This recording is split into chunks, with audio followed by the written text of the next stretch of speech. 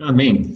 Muy bien, mis hermanos, aquí está nuestro orden de hoy, cómo queremos desarrollarnos. Es nuestra quinta clase, preguntas no respondidas de nuestros participantes. Primero vamos a tener un breve resumen de los aspectos sobresalientes de lo que ha sido las clases anteriores de familia saludable y como ustedes verán, vamos a ir entrando a los temas que van a ser desarrollados el día de hoy. Y uno de los temas preguntados y no abordados es el tema del divorcio, por ejemplo. Más adelante estaremos hablando del tema del perdón y la restauración en las familias, primero las familias pastorales, de líderes, de nuestras familias de la iglesia. También el tema de los hijos de los pastores, que es un tema no fácil de tratar, y otros temas más que vamos a estar desarrollando. Entonces, Gaby, podemos comenzar con este breve resumen de los temas ya tratados hasta aquí y luego ya vamos entrando a las preguntas. Muy bien, muchas gracias, pastor. Tengo 5 minutos para esto, así que vamos con este resumen. Hemos visto, como decía el pastor Munir, que no hay la familia perfecta. Más bien en la Biblia podemos ver que las familias tienen distintas características que para un psicólogo actual llevaría a decir más que disfuncionales, ¿no? Pero también hemos visto que Dios atesora tanto a la familia que la ha establecido como guardiana de pactos. Fue una familia la que recibió, un matrimonio fue el que recibió de Dios la bendición y la comisión de ser los que tengan autoridad sobre las cosas que Dios había creado. Y esa autoridad, esa comisión, las familias las siguen teniendo y como familias cristianas debemos atesorar aquello. De la misma manera, fue una familia la que recibió un pacto de que la tierra iba a ser protegida, que Dios no la iba a destruir nuevamente como había sido a través del diluvio.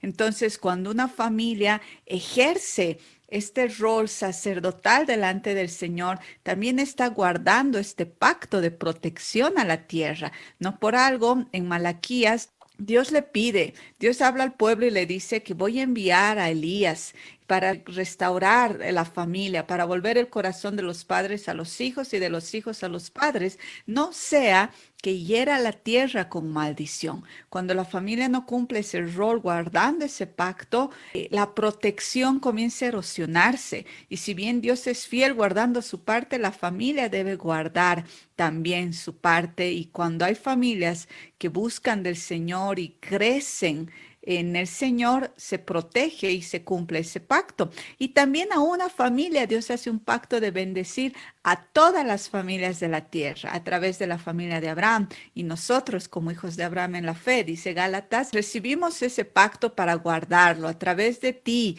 de tu familia, van a ser bendecidas todas las familias de la tierra. Piensa en tus hijos, en tus nietos y en qué inmensa bendición son ellos para las naciones. De esa manera nosotros veíamos que la familia perfecta no hay, pero sí vemos que en el diseño de Dios la familia es el crisol perfecto para el fluir de la gracia. Es el horno, ¿no? Ese horno caliente escogido por el Señor Jesús para purificar sus instrumentos. Y queremos crear este ambiente de comunidad en ese sentido, de que no tengas vergüenza de las situaciones familiares que afrontas. No es algo para guardarlo debajo de la alfombra, esconder, maquillar y dar la cara de somos la familia perfecta. Sabemos que no hay, todos tenemos problemas, luchas, roces, ajustes en nuestras casas, entonces disfrutemos de esa situación, más bien saquémosle provecho, entendiendo de que Dios lo utiliza para pulirnos, para perfeccionarnos, para enseñarnos a perdonar, a sanar, en ese proceso hacernos también gente que pueda enseñar a otros a perdonar, gente que pueda ayudar a otros a sanar. Vimos que habían mentiras culturales muy relacionadas también con la falta de fe, de esperanza o de amor. Por ejemplo, cuando no hay amor en la familia, hay dos síntomas. Por un lado, puede haber machismo, cuando se piensa que el varón es superior a la mujer. O por el otro lado, un matriarcado, cuando se asigna a la mujer el rol de ser la única o la que tiene el monopolio del amor familiar, ¿no? Entonces, o la mujer es la más importante o el varón es el más importante, y en ninguno de los casos eso es verdad. La palabra de Dios nos dice que en Cristo no hay ni varón ni mujer. Él viene a hacer los roles nuevos y compara a la mujer con la iglesia y al varón con Cristo y cómo ellos son un solo cuerpo. Y lo mismo habla del matrimonio, ¿no? De que el amor fluye a través de nuestro amor al Señor. La palabra dice que lo amamos a Él porque Él nos amó primero. Y esa respuesta a el amor de Jesús en el esposo hace que la esposa responda a ese amor y los hijos responden al amor. Entonces el amor baja como una catarata divina que desciende desde el cielo al varón, a la mujer, a los hijos y al resto de la familia. También vimos que cuando falta la fe en la familia, se produce esta enfermedad de la templolatría, cuando el pastor o la familia pastoral piensa que la iglesia, en el sentido de la institución, la infraestructura, los sistemas de la iglesia son más importantes que la familia. Entonces el enfoque está a la iglesia, al trabajo allá, y se descuida las relaciones familiares. Y finalmente veíamos que cuando falta la esperanza en la familia, se puede diagnosticar que hay fatalismo, que los miembros de la familia dicen: todo es en vano oro para que cambie, en vano oro para que esta situación mejore, en vano oro por su salud, y bajamos los brazos y nos volvemos fatalistas, ¿no? O sea, ya, ni modo, ¿qué le vamos a hacer? Solo es cuestión de aguantar y esperar que el Señor venga y nos lleve, cuando en realidad el Señor, así como actuó en nuestras vidas en el pasado y como podemos ver en la palabra que Él actuó a favor de otras familias, lo puede hacer ahora y también lo hará en el presente. Entonces hemos visto cómo la fe, la esperanza y el amor están presentes en la familia. Y lo hemos visto esto dentro del contexto del horno, ¿no? De que en la familia sucede ese calor que nos va a purificar, que nos va a permitir decir: aquí me estoy equivocando, o ¿por qué tengo esa, ay, con ella? Y permitir a Dios que lo trate en lugar de esconderlo. Queremos crear un ambiente de transparencia, un ambiente donde podemos hacer preguntas o presentar nuestra propia frustración, ignorancia en muchos casos, para que en familia, en comunidad y a la luz de la palabra de Dios recibamos la verdad y la apliquemos. Eso va a dar libertad a las familias también. Gracias, Gaby. Ese común denominador de los signos vitales de la iglesia, también aplicados a la familia, la fe, la esperanza y el amor desarrollados en este tiempo, hacen que realmente nos enfoquemos, volvamos a los aspectos esenciales, y esta pandemia, este mega kairos de Dios, este golpe tan fuerte a la institucionalidad, a la economía, a la salud, hace que repensemos nuestros valores, nuestros principios, y reorientemos hacia lo esencial, hacia el principio, como alguien decía, volver al camino antiguo, el camino a veces olvidado y tan disfrazado, con tanto ropaje que hemos ido llevando desde la estructura, desde la institución, desde la filosofía, etcétera. Entonces, es un tiempo para volver a lo básico, ¿no? La esencia, la fe, la esperanza y el amor. Bien, pasando a la segunda parte, aquí estamos compartiendo las preguntas para Sergio y Elisa y los miembros del equipo que también puedan hablar algo más. Dice así: una pareja cristiana ya casada ante Dios que se divorcia por problemas personales, ¿puede volverse a casar nuevamente ante Dios? Hemos puesto las preguntas tal como nos han llegado. Y la segunda pregunta te la hago, Sergio, para que tú ya puedas ampliar. Hay iglesias que dejan a sus miembros divorciarse. Dicen que no son todos, sino casos extremos. ¿Qué opina usted del divorcio? ¿Se puede aceptar que los cristianos se divorcien? Esas son las dos primeras preguntas y paso el micrófono a Sergio. Adelante, hermano. Entonces, si es conexión, voy a pasar a las preguntas que vienen más adelante. Entonces, me gustaría, Gaby, que las preguntas que tú vas a responder las puedas ya leer e ir directamente a las respuestas. Muy bien, pastor. Vamos a ir primero, bueno, la pregunta A, C y D tienen mucho en común. Tal vez el cómo trabajar con familias unipersonales. La primera es que la mejor herramienta es el discipulado y los grupos pequeños para trabajar con estas personas que están solas, porque así lo han decidido, y llevarlas a un ambiente de comunidad. Hay mucho material, como les dijimos la anterior semana, especialmente a través del ministerio del pastor David Cornfield para crecer en el discipulado y en el trabajo de traer a estos unipersonales a la familia de la iglesia a través de grupos pequeños. Después, Perdón, Gaby, si me permites, voy a dar lectura a las preguntas para que hay algunos que no están quizás leyendo en la pantalla o lo están escuchando o están en el Facebook.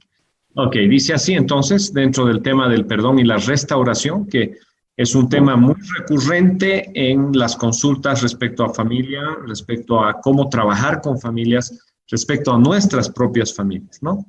Dice así la primera, el perdón es algo que no se practica en las familias. ¿Qué podemos hacer para que haya perdón? Aunque es una pregunta amplia, pero queremos abordar un poquito esta pregunta.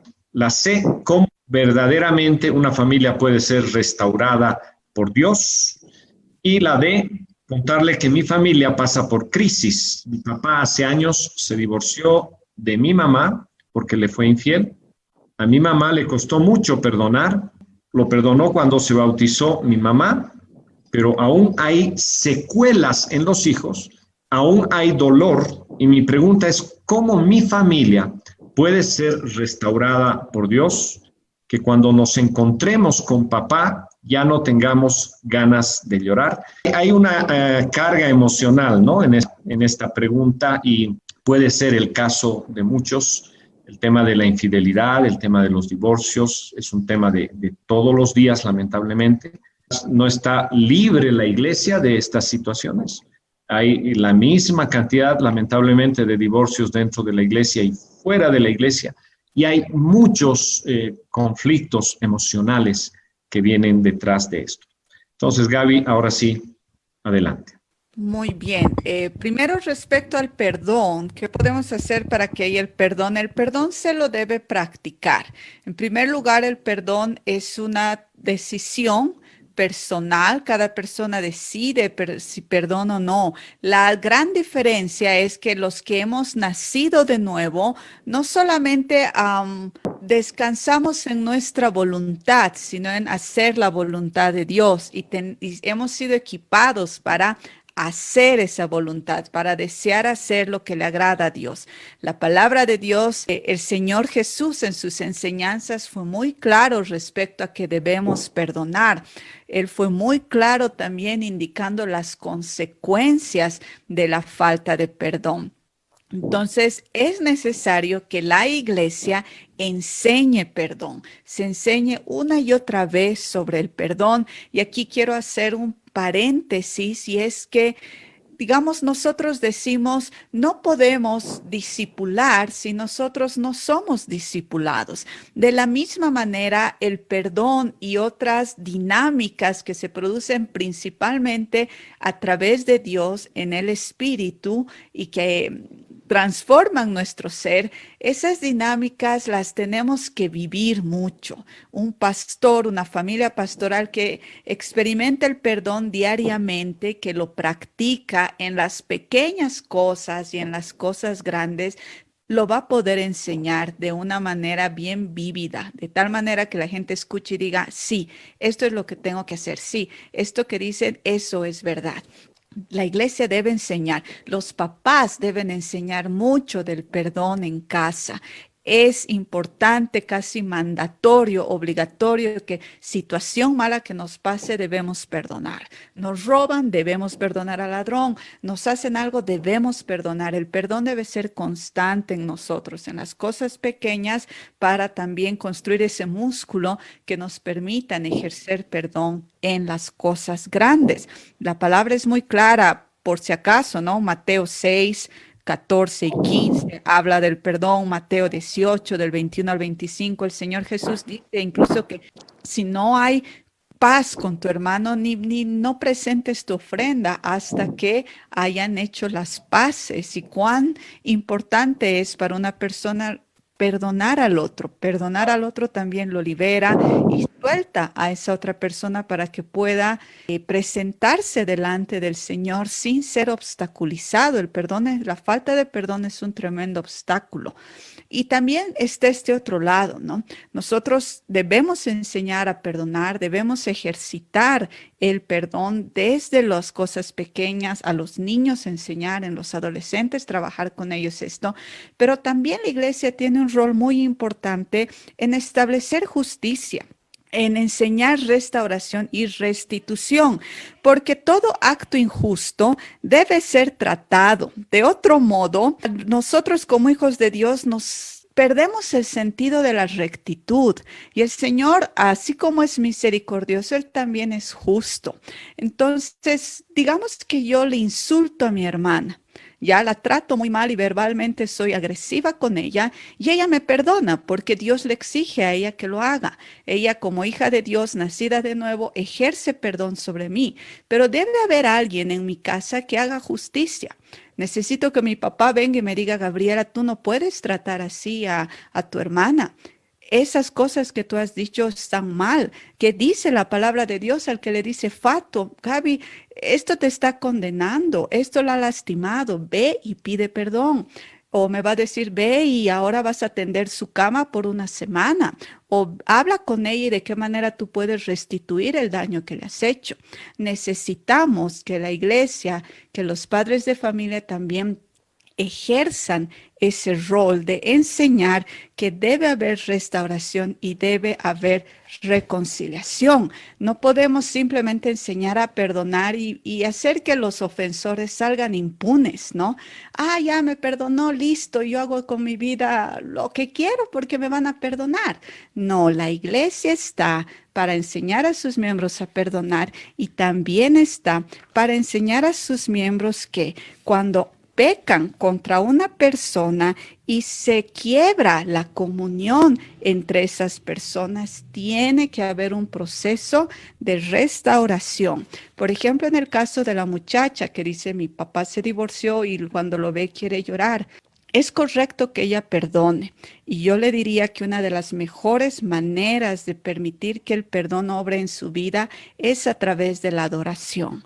Ahorita se me viene una canción que la puedes escuchar en YouTube, si no me equivoco, es de Marcos Brunetti, de Toma tu lugar, que a mí me sirve cuando no puedo perdonar. Entonces yo comienzo a cantar eso sabiendo que mi alma está siendo tratada.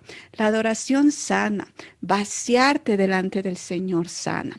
Pero por otro lado, alguien debe hablar con ese papá, o el pastor de esta muchacha, un miembro de la familia, debería hablar con él y decir: ¿has pedido perdón a tus hijos? ¿Has hablado con ellos? ¿Has visto el daño que les has hecho? ¿Qué estás haciendo tú para restaurar ese daño? ¿Qué estás haciendo para restaurar esa comunión? Es necesario que hayan esos dos aspectos, que perdonemos y que también ejerzamos la justicia que permite restaurar y restituir, ambos que son términos bíblicos y que nos enseñan principios de la palabra, porque las relaciones no deben ser cortadas, ¿no? Pero necesitan esos dos aspectos. Necesita que haya perdón de parte de uno y necesita que haya restauración y restitución por parte del otro. Eso es muy importante. Y algo que el pastor Absalón también decía hoy día y que me bendecía es que uno comienza, uno toma la iniciativa de perdonar y también el Señor hace su parte. El Señor hace su parte. Tengan esa seguridad que cuando estamos cansados y mentalmente agotados por eso, Él da el paso adelante y dice: lo que no puedes en tus fuerzas, lo voy a hacer yo. Eso sería, pastor. Gracias, Gaby. Sergio, creo que ya estás Hemos empezado por la pregunta número 3. Sí, hermano, gracias. El tema del perdón y la restauración. Entonces, Sí. abundar sobre esto, tu parte, y luego volvemos al tema del divorcio. Adelante, Sergio. Bien, solo quisiera añadir algo que ayuda mucho cuando uno tiene dificultad de perdonar y cuando ha sido herido de una manera muy injusta. Siempre recuerdo este testimonio de esta mujer que llegó una vez al culto. Era una mujer humilde que tenía 6 hijos y en una chichería mataron a su hijo mayor por una pelea de pandillas. Su hijo no era pandillero, pero cayó ahí en la balacera y ella estaba obviamente abrumada y muy enojada. Su corazón estaba preguntándose por qué le había sucedido estas cosas. Cuando hablamos con ella, lo único que pudimos decirle para, digamos, superar el proceso era que ella debía perdonar al asesino, aun si no lo conociéramos, porque el asesino se había escapado. Ella le costó muchísimo, pero al fin aceptó y oró y perdonó al asesino de su hijo. Pero ¿cuál fue la clave? No fue simplemente un perdón de labios para afuera. Lo que ella entendió esa mañana fue que Dios es el que juzga y Él juzga las cosas que nos hacen, y que si nosotros podemos llevar nuestro expediente, nuestras causas y todas las cosas que nos hacen las personas delante del juez justo, entonces yo ya no tengo que juzgar. Y ella entendió el perdón por ese lado, de que se estaba deshaciendo de un expediente pesado y lo estaba dejando en manos del juez justo, y que ella ya no se iba a tornar una jueza, digamos, de la situación. Pasadas unas semanas me llaman del hospital, del hospital Viedma, y me dicen que lo tenían al asesino porque se había hecho la denuncia ante la policía y lo andaban buscando, había testigos, todo. Entonces fui al hospital y él estaba en la cama y estaba con la cara todo hinchada, y le pregunto qué pasó y me dice que se había con una navaja oxidada, le había entrado tétano o alguna infección a la cara, no recuerdo bien, y el hombre estaba realmente abrumado y con temor de muerte. Entonces le dije que si estaba dispuesto a entregar su vida a Cristo, a pedir perdón a Dios de lo que había hecho. Él lo hizo, se arrodilló, y después le dije que había una buena noticia para él, y es que la mujer, la mamá del muchacho que lo había denunciado, ya lo había perdonado. Él no podía creer y le digo, ¿estás dispuesto a arreglar la situación con ella personalmente? Me dice que sí. La llamo a la mujer con mucho temor de lo que iba a suceder ahí en el hospital. Sin embargo, la mujer vino con una calma tremenda y le escucha al joven. El joven, arrepentido, le pide perdón por lo que había pasado.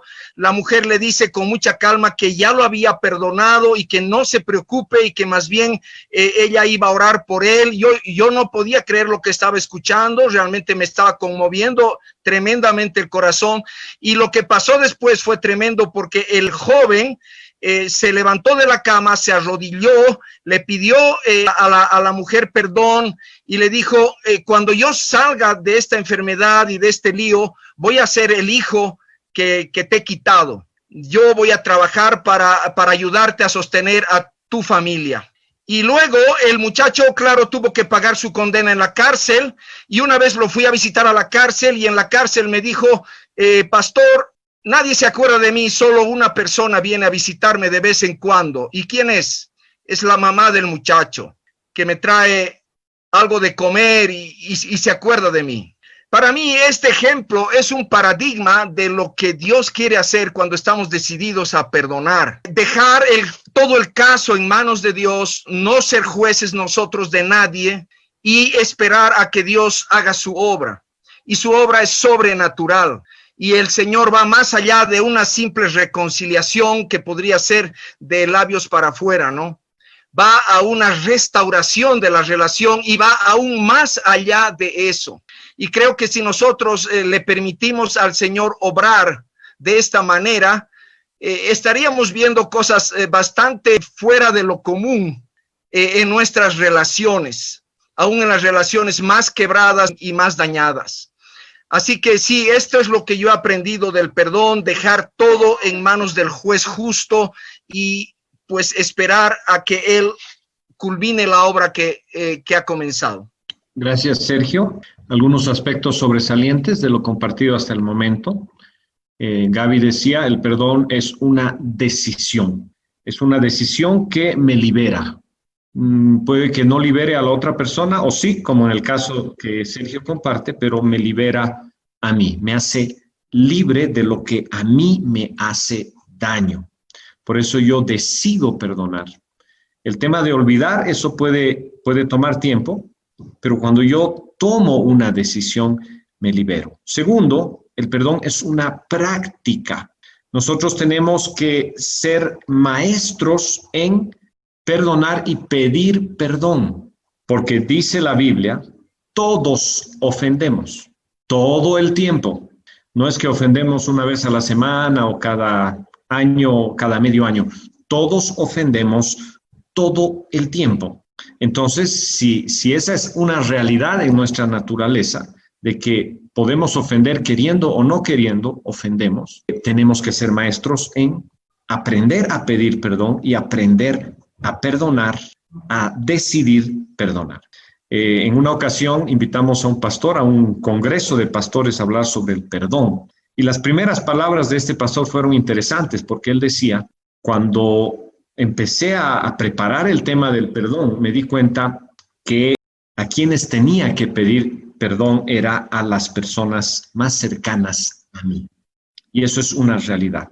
Generalmente tenemos que tener esa práctica de pedir perdón y de perdonar con las personas más cercanas a nosotros, porque todo el tiempo ofendemos. Y de eso estamos hablando de tener relaciones saludables. Tener relaciones saludables no significa no tener conflictos o no tener discusiones o no tener problemas con la persona. No significa eso, sino saber pedir perdón, perdonar. Y un aspecto importante que decía Gaby es el tema de la restitución. El tema de perdonar tampoco es algo a la ligera. Y tenemos el antecedente bíblico en el libro de Levítico. Había un tipo de ofrenda que era la ofrenda por el pecado y había otro tipo de ofrenda que era la ofrenda por la culpa. No era lo mismo. Uno era por haber ofendido a Dios y el otro tenía que ver con las consecuencias de la ofensa, es decir,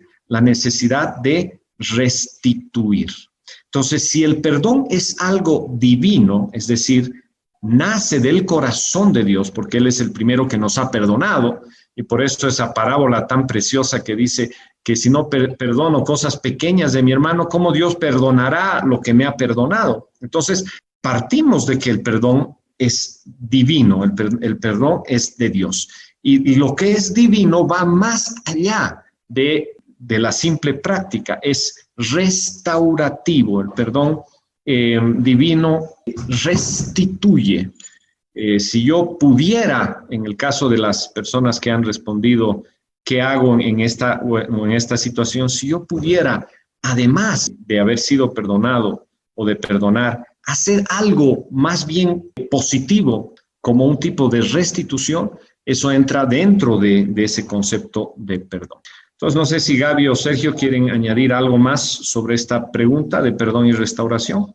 Bueno, solamente, Munir, recalcar que quien debe tomar la iniciativa de resolver un conflicto es el ofendido. Normalmente el ofendido está tan dolido que espera que el ofensor tome la iniciativa, pero en las escrituras dice que el ofendido es el que debe ir y hablar con el hermano que pecó contra él. Y esto no es, digamos, fácil de ninguna manera, pero hay muchas ofensas que son hechas a veces sin querer. Y a menos que el ofendido haga notar eso, el ofensor muchas veces dice, pero yo no tenía esa intención o no me parecía que esto te iba a dañar tanto. Las personas caminamos por la vida con heridas escondidas y que a veces al menor golpecito ya nos duele mucho.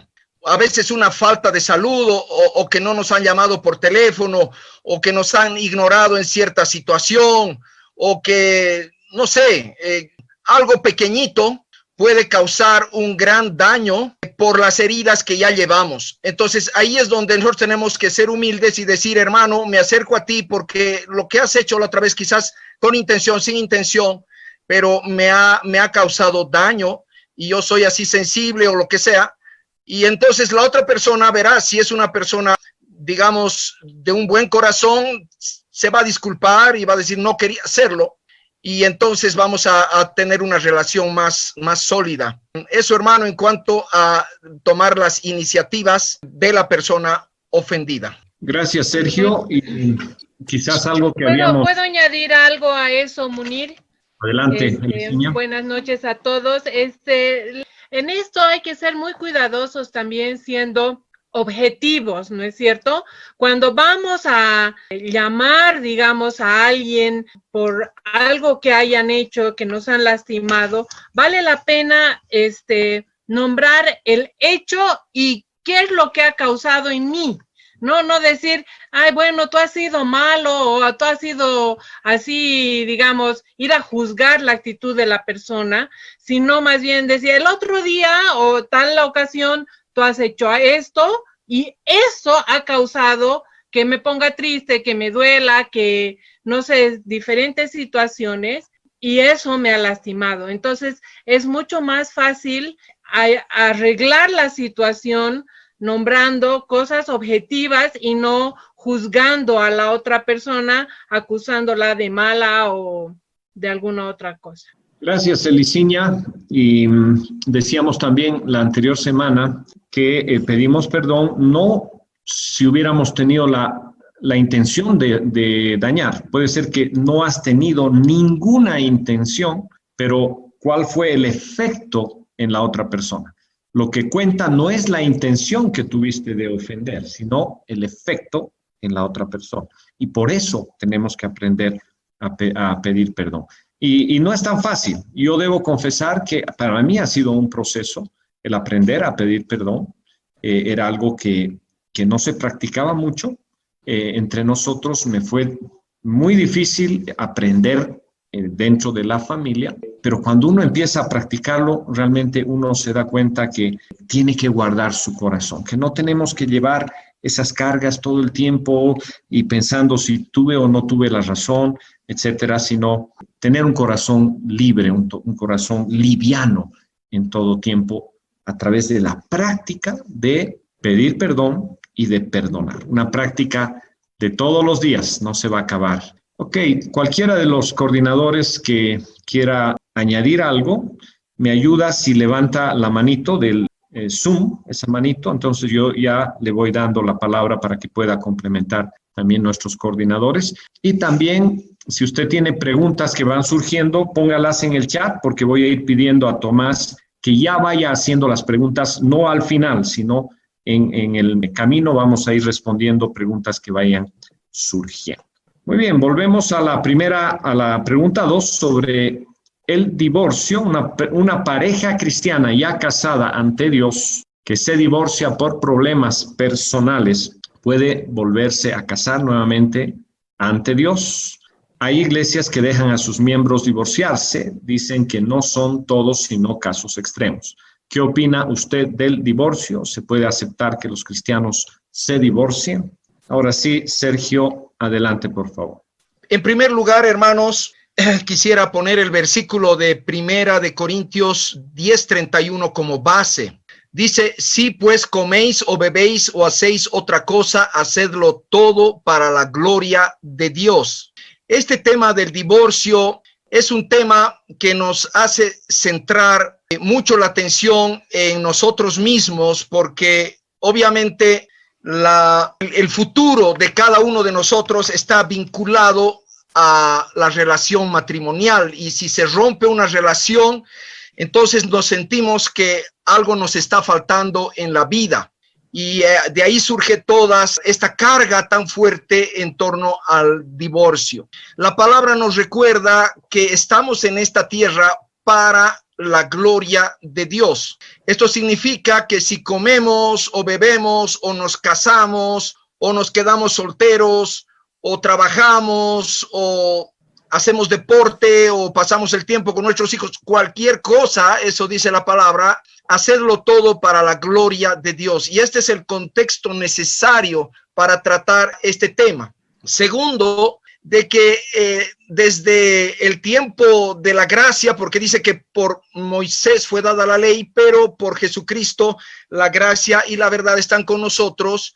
Entonces ya no funcionamos en base a leyes. No hay una fórmula matemática que tú puedas aplicar a todos los casos de un solo cajón, porque estamos ya en un trato individual con el Padre. Así que lo que voy a compartir ahora es la norma general, pero no es una ley absoluta para todo el mundo, precisamente por el tema de que Dios se encarga de cada caso en particular de sus hijos. Ahora, ¿cuál es el consejo que nos da la palabra de Dios? En primer lugar, Malaquías 2:16 nos dice claramente que Dios aborrece el divorcio. Ahora, la pregunta que nos podemos hacer es ¿por qué lo aborrece? Porque el matrimonio es un pacto y romper un pacto no es agradable a los ojos de Dios. Habla de infidelidad, no de infidelidad conyugal, sexual, no. De infidelidad en nuestro sí y en nuestro no. Infidelidad en nuestro trato con los demás. Si para mí es fácil o de alguna manera es una tendencia frente a un problema, deshacerme de la persona y trato de pensar y digo, es que esta persona es la causa de todos mis males, por lo tanto me voy a alejar de ella, es una tendencia equivocada en nuestra forma de ser, porque nuestro Señor nos ha mandado a amar incluso a nuestros enemigos, a vestir al que me exige por la fuerza mi capa, a andar una doble milla al que ya ha abusado conmigo una. Entonces, el hecho de romper un pacto para un cristiano, para una persona cristiana, habla de que algo está mal en su espíritu, algo está mal en su conducta. Y esa raíz es la que se debe trabajar. Por lo tanto, es el consejero, el pastor, alguien cercano a esa persona que tiene que discernir los motivos por los cuales esa persona ha decidido divorciarse. Ahora bien, la pregunta tiene que ver con volverse a casar. En 1 Corintios 7, versículos 10 y 11, dice la palabra de Dios que el casado o la casada no se separe de su marido o de su esposa. Y si se separa, hay esa posibilidad, quédese sin casar.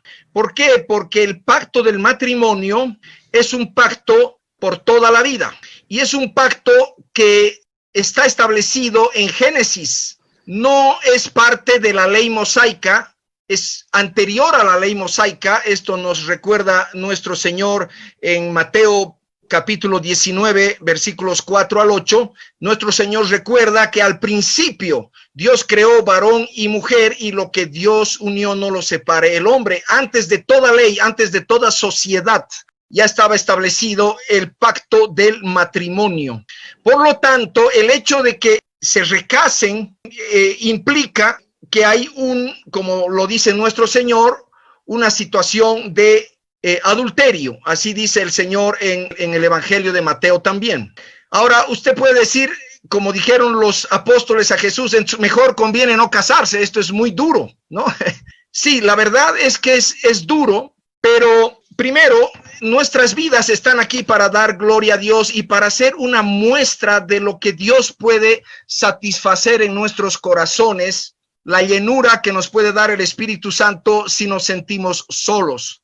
Pero también puede ser una muestra de su gracia y de su misericordia si es que Dios decide restaurar tu vida, porque la verdad es que hay situaciones muy complicadas. Por ejemplo, sabemos por las escrituras de las viudas jóvenes que cuando estas personas que todavía están, digamos, criando a sus hijos pequeños y están, bueno, en la juventud necesitan un compañero. Entonces Pablo dice que las viudas jóvenes se casen. Entonces podríamos decir más o menos parecido, bueno, que las divorciadas jóvenes se casen. Pero tenemos que ser muy cautelosos porque la palabra de Dios nos advierte que por encima del tema de la soledad, hay un problema no resuelto con el tema de el haber roto un pacto por toda la vida. El caso que yo personalmente lo encuentro diferente, podemos diferir con algunos de ustedes, es el caso de personas que se divorciaron antes de conocer a Jesucristo.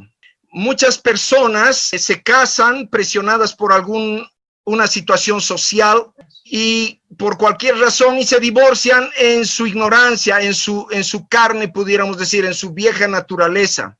Cuando viene el Espíritu Santo y nos hace nuevas personas, dice todas las cosas son hechas nuevas, así dice en 2 de Corintios 5:17.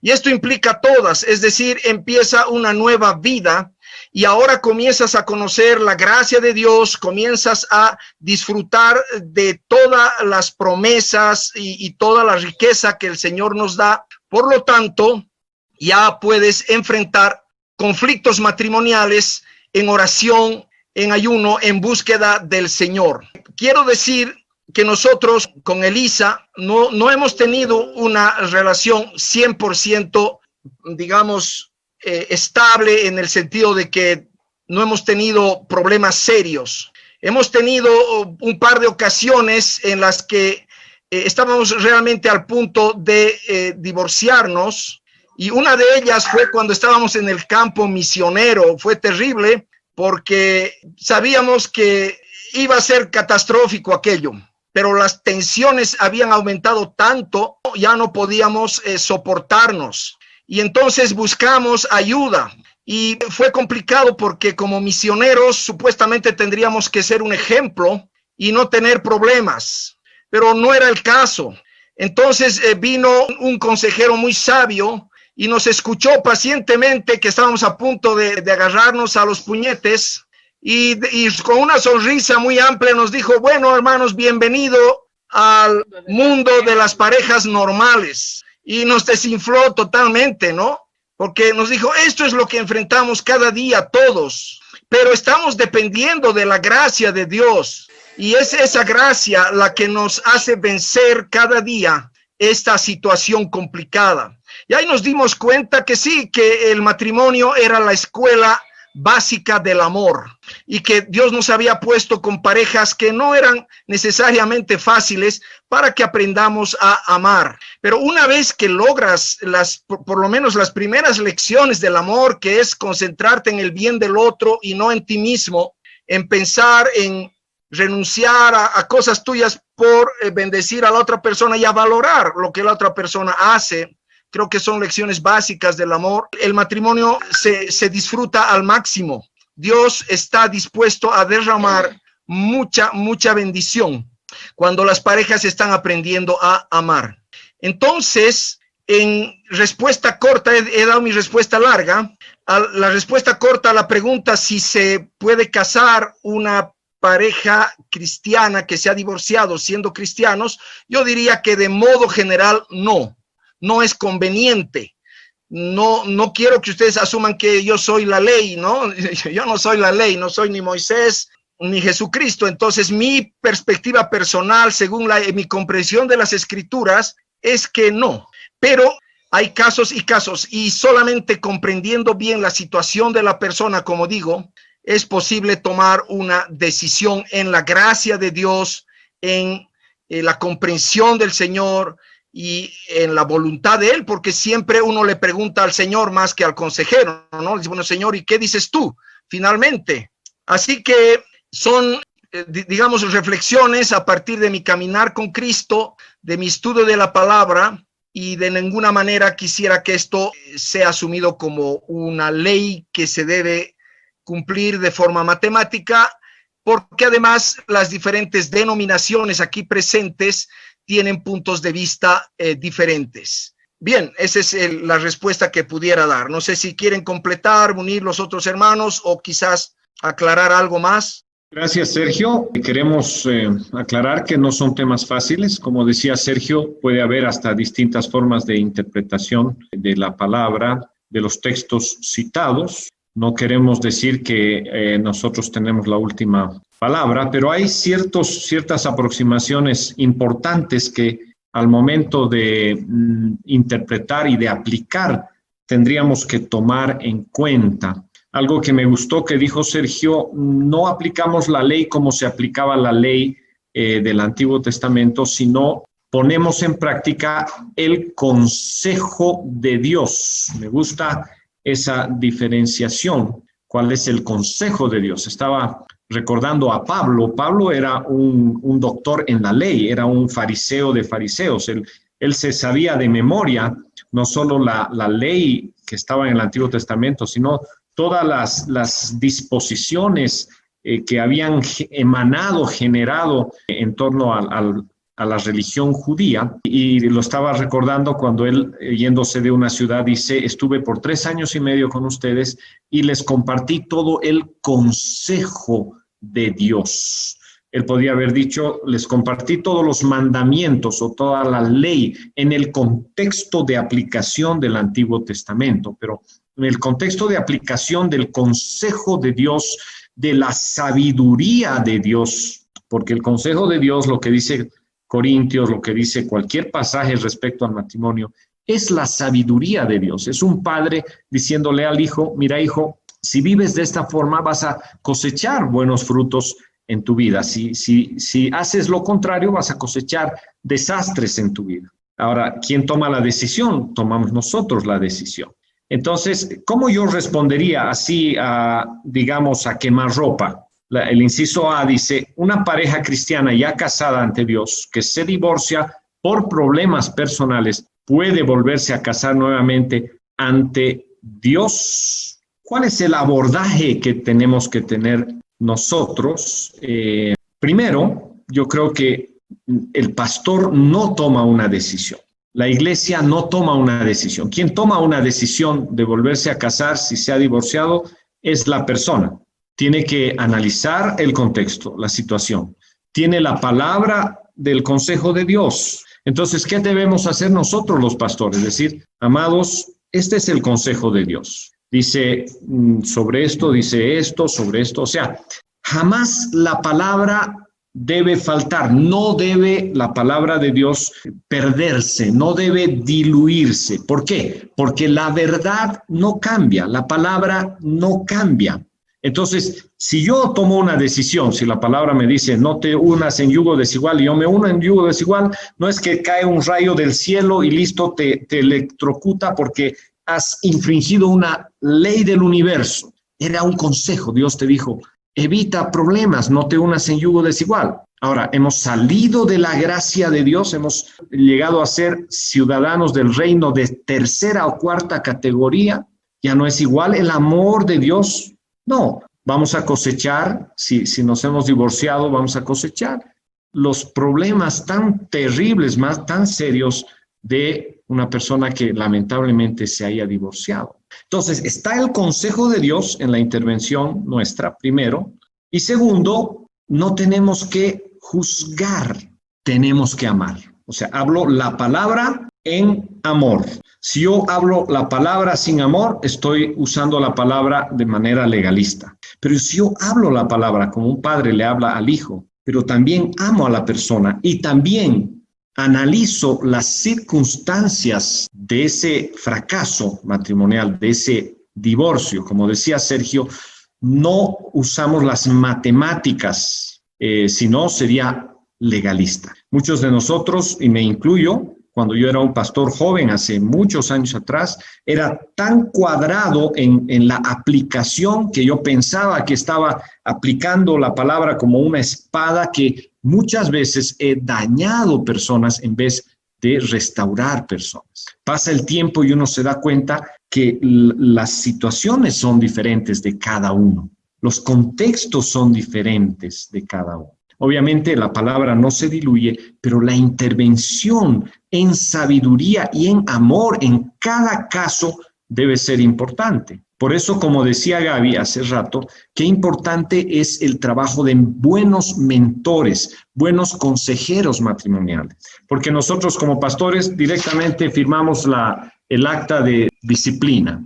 nunca hemos ido a visitar a esa persona, no sabemos qué problemas han tenido, no hemos abierto un espacio para mentoreo matrimonial. 3 años atrás podíamos haber evitado lo que vino después, pero cuando viene el divorcio, ahí le caemos con todo el peso de la palabra, pero no hemos trabajado en lo que Sergio decía, son nuestros problemas cotidianos.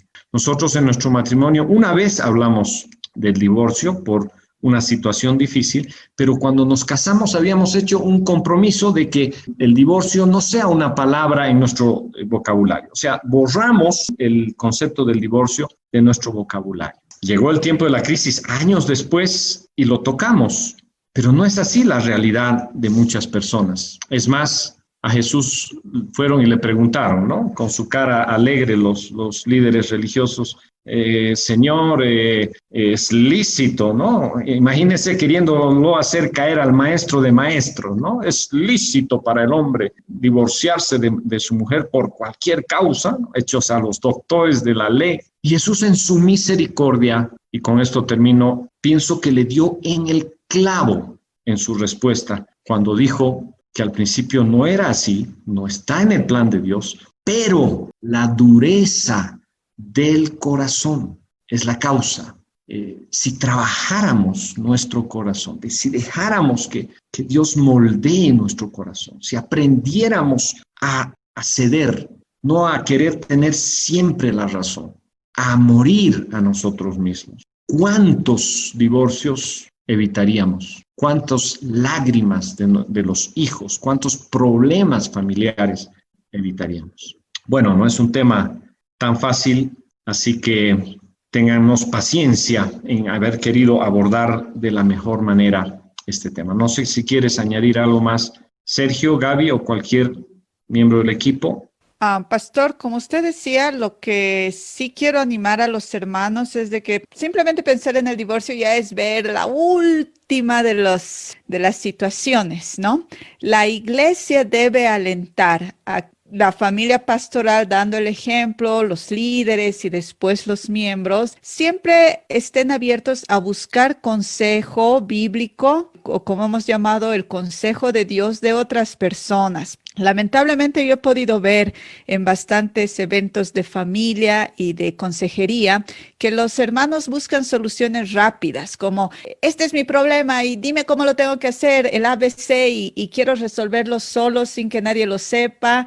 Y no es así. Los problemas familiares, cuando se resuelven rápida y bíblicamente, cuando tienes consejeros, cuando tienes personas que te ubican en la perspectiva, porque cuando quieres resolverlo en tu esfuerzo, usas tu perspectiva que muchas veces está distorsionada o está herida o está cojeando para resolver el problema. Debemos ser muy abiertos a contar a otras personas que son entendidas, sabias en la fe, nuestros problemas familiares, relación con los papás, con los hijos, de pareja, para escuchar el consejo de otros. Y el peor error, yo creo, es querer solucionarlo uno solo de una manera rápida, de una manera casi instantánea, o esconderlo y asumir que dar esa apariencia de perfección es lo único que va a sostener a la familia junta. Eso no va a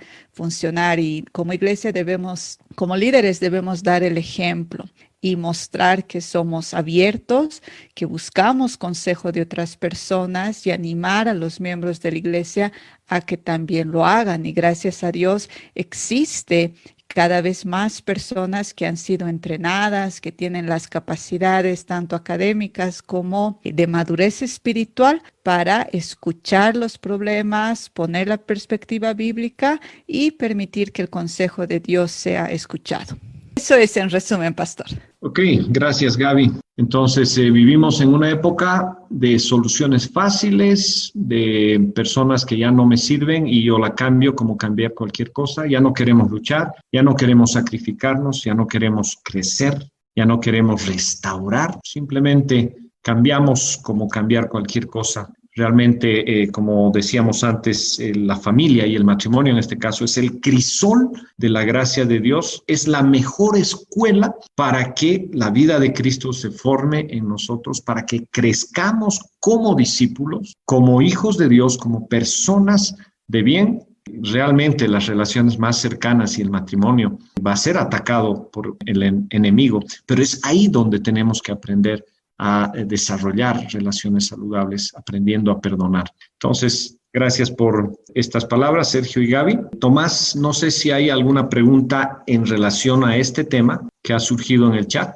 Sí, pastor, hay 3 preguntas muy concretas, las voy a leer para que se pueda ampliar la explicación. Dice, ¿qué consejo podría dar a una hermana que es casada hace muchos años y soporta maltrato de su esposo en forma constante? Siguen juntos, él no es cristiano, ella lo entiende muy bien, la perdona siempre, pero él no cambia. Ella llora y nada más. Esa es una. Otra dice, ¿pero qué hacemos con los divorciados en la iglesia? Y otra persona dice, ¿cómo interpretamos los versículos de Mateo 5, 31 y 32? Por favor, esas preguntas en colación a este tema que estamos hablando. Ok, gracias Tomás. Sergio o Gaby, ¿quieren responder?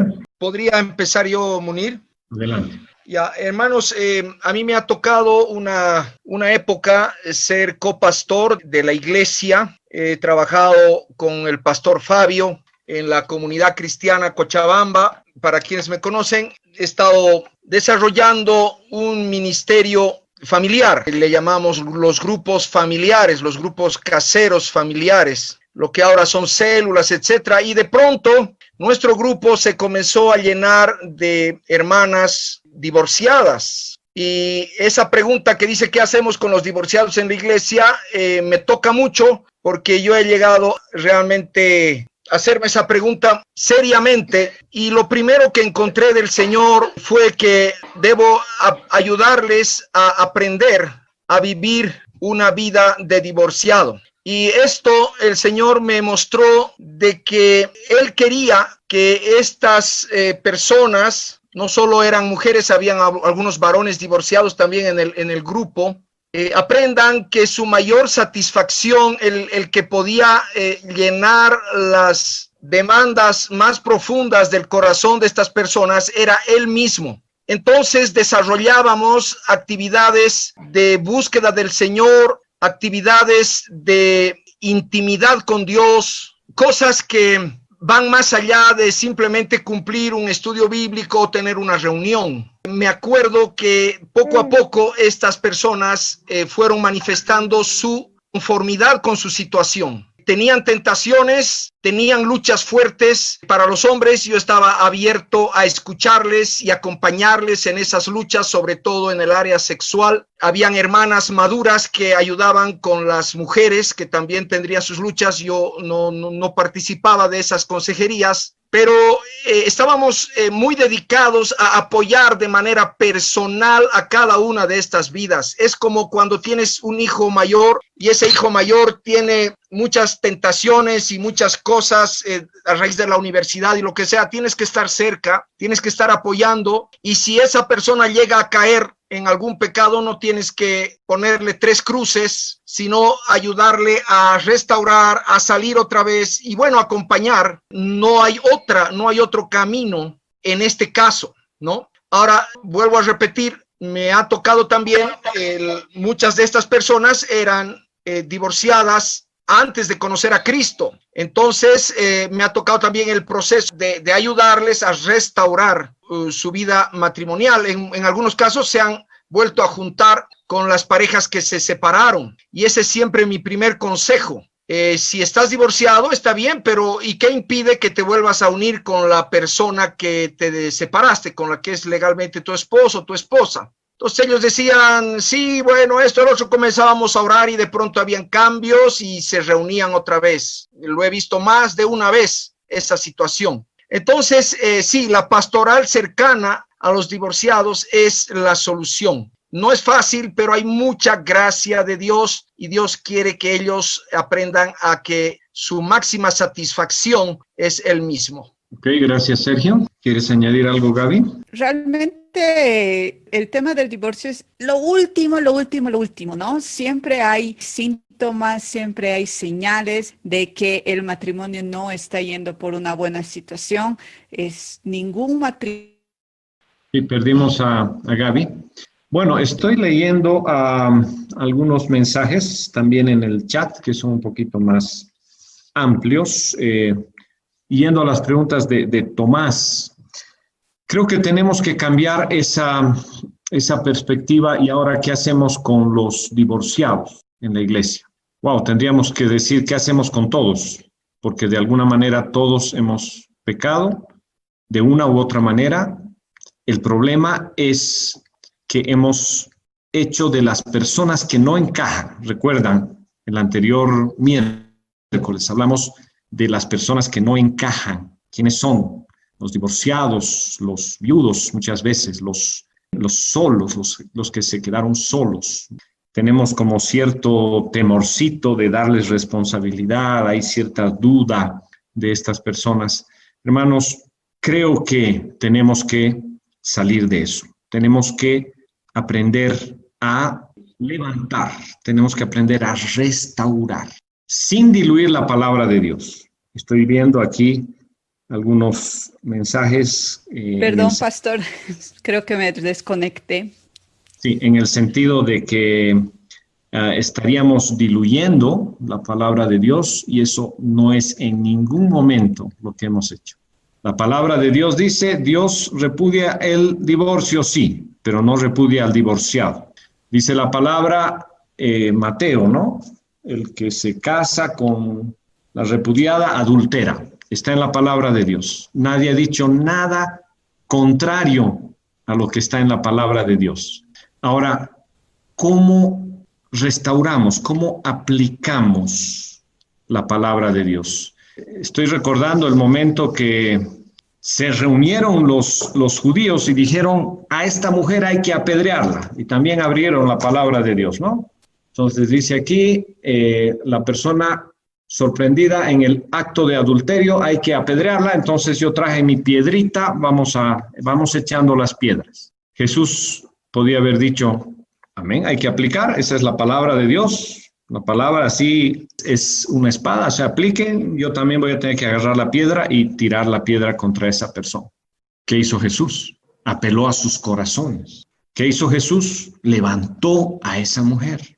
Entonces, mis hermanos, no apliquemos la palabra de Dios sin amor.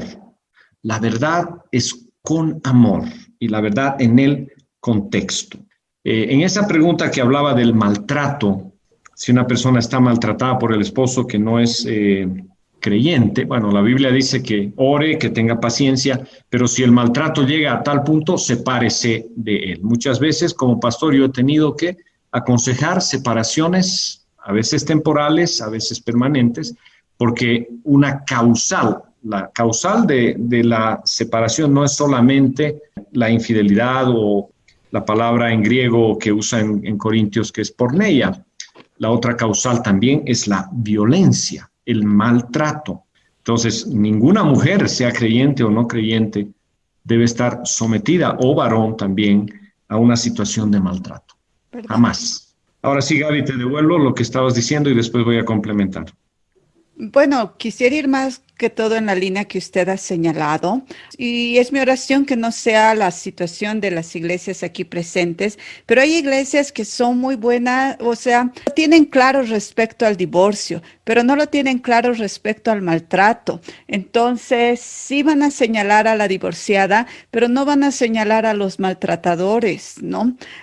Tantas iglesias hay que callan sabiendo que hay violencia en las casas e incluso aconsejan a la mujer no decir nada y estar calladas. La Biblia es muy clara al respecto, cómo Dios aborrece la violencia, ¿no? Por ejemplo, 1 Pedro 3:7 dice, vosotros maridos convivid de manera comprensiva con vuestras mujeres, como con un vaso más frágil, puesto que es mujer, dándole honor como a coheredera de la gracia de la vida, para que vuestras oraciones no sean estorbadas. Y de la misma manera en Isaías el Señor dice, cuando extendáis vuestras manos, esconderé mis ojos de vosotros. Sí, aunque multipliquéis las oraciones, no escucharé, porque vuestras manos están llenas de sangre.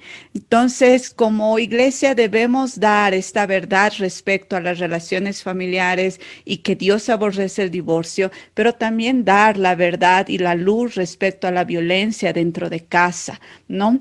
Es muy necesario que los pastores, especialmente los varones, como dice la palabra, se ciñan los lomos y hablen con los violentos. Me da pena ver en muchos testimonios de otros países cómo las mujeres se las ven solas, ellas luchando contra el abusador, ellas protegiendo a los hijos y sin respuesta de la iglesia, solamente el ore, hermana, para que Dios cambie. Entonces la palabra del Señor tiene mucho que decir también respecto al marido, al varón violento, y es nuestro rol como hijos de Dios ceñirnos y hablar con esas personas. Si la iglesia no les dice lo que está mal, ¿quién lo va a hacer? Si nosotros como hijos de Dios no llevamos luz a esa casa y no llevamos protección y seguridad a los niños y a la esposa, la Defensoría del Pueblo no lo va a hacer, la policía, la FEL,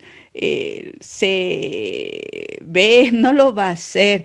Tiene que ser la iglesia. Entonces también debemos cambiar esa enseñanza y yo pienso, ¿no? Más que todo una cuestión personal, que los varones, los líderes, pastores varones, deben pensar que la iglesia no es solo la hermana cristiana y los hijos, sino que deben llegar al varón, que aunque no es cristiano, esa no es ninguna excusa para que no lo visiten, no hablen con él y no le pongan reglas claras. Ellos deben decir, sabemos que hay violencia en casa y si vuelve a pasar, esto dice la ley. Y animarnos a ser defensores en ese sentido también, ¿no? Poder ser quienes presentan denuncia y quienes nos aseguramos que las leyes se cumplan. Exigimos que las leyes se cumplan en varios casos, cuando nos conviene principalmente, pero ¿qué pasa si nosotros no estamos en primera línea por las mujeres y los niños más vulnerables? Yo realmente quiero abogar por eso, que enseñemos respecto al divorcio y también enseñemos respecto a la violencia en casa, cuánto detesta Dios esa situación y cómo eso es un tremendo obstáculo para que las oraciones lleguen a la presencia del Señor. Gracias, Gaby. Bueno, nuestra oración es que Dios dé sabiduría a cada pastor. En este grupo sabemos que hay diferentes formas quizás de interpretar ciertos textos de la palabra. No queremos entrar tampoco en controversia. Estamos tratando de percibir, de sentir lo que Dios pudiera estar sintiendo respecto a la situación de cualquier persona, sea su situación. La realidad es esa. Hay de 2 matrimonios que se casan, uno se divorcia. Estamos en una muy cruda realidad y tenemos que tener la sabiduría de Dios para rescatar a las personas, a las vidas, con la palabra de Dios y con el amor de Dios. Quiero solamente, ya para ir pasando a las otras preguntas, alguien dice, si se casó sin amor, entonces yo ya no te amo, entonces me voy a divorciar de ti.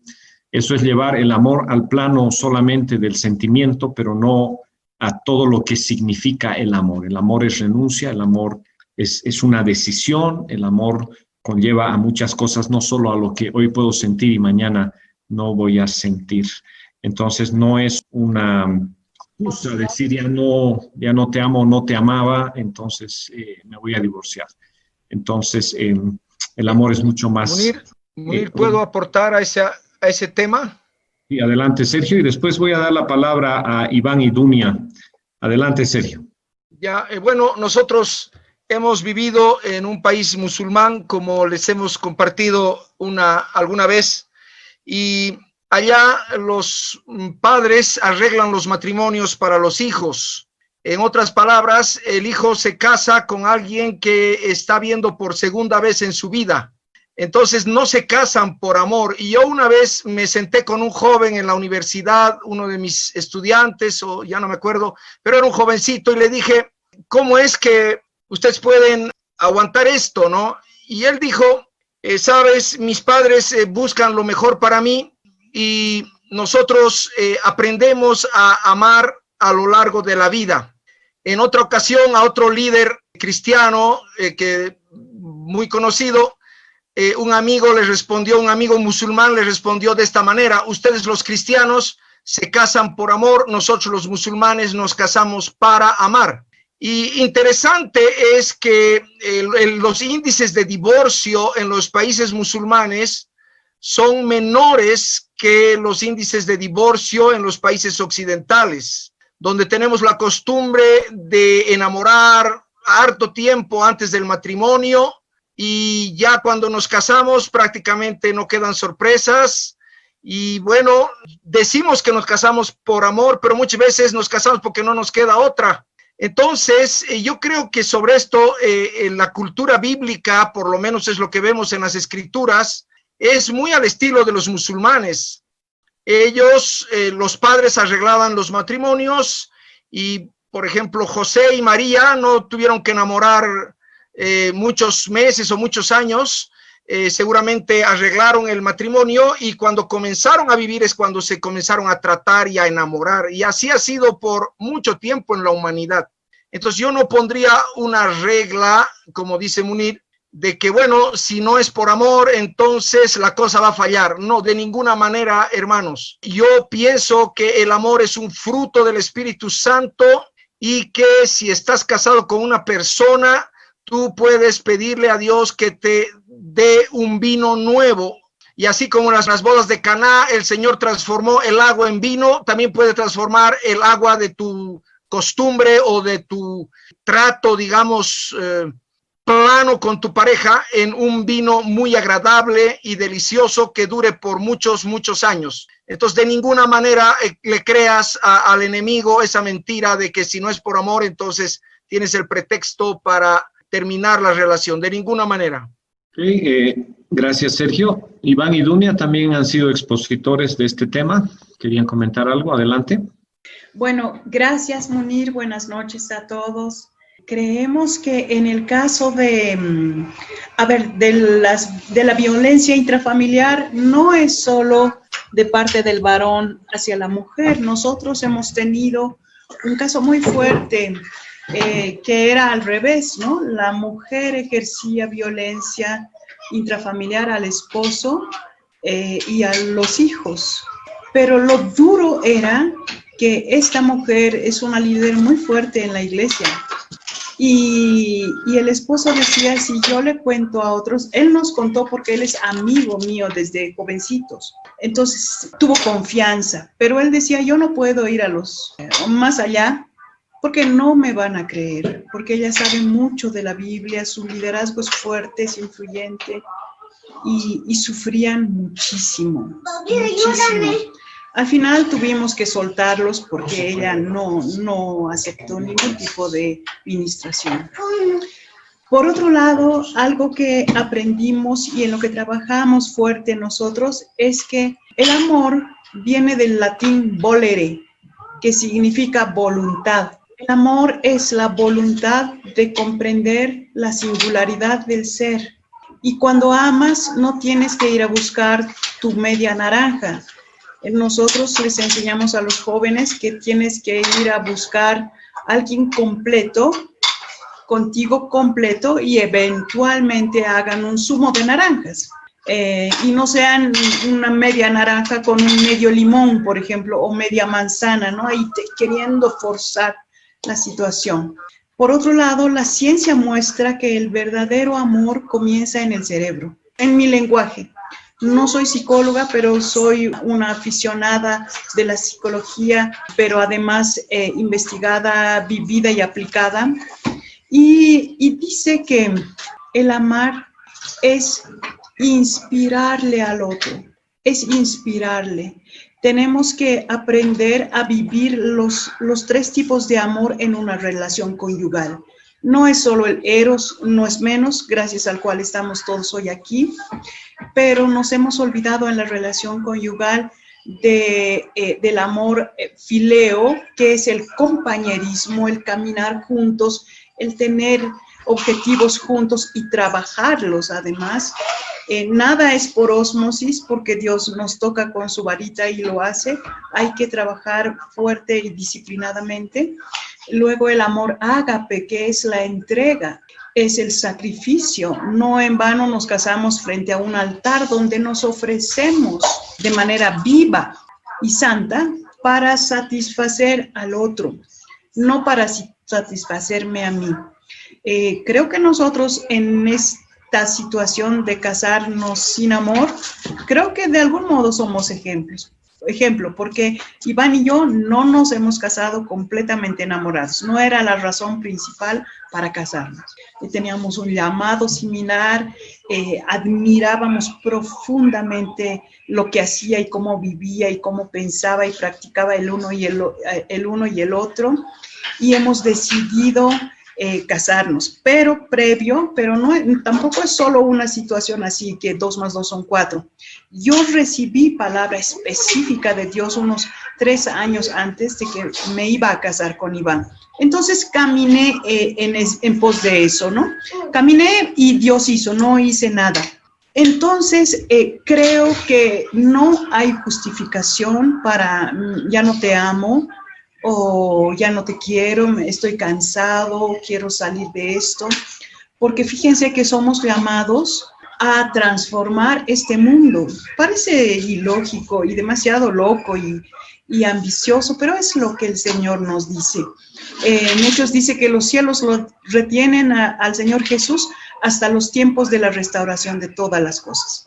¿Quiénes lo harán? Nosotros. La naturaleza está esperando que nosotros nos manifestemos para ser libres, ¿no? Entonces,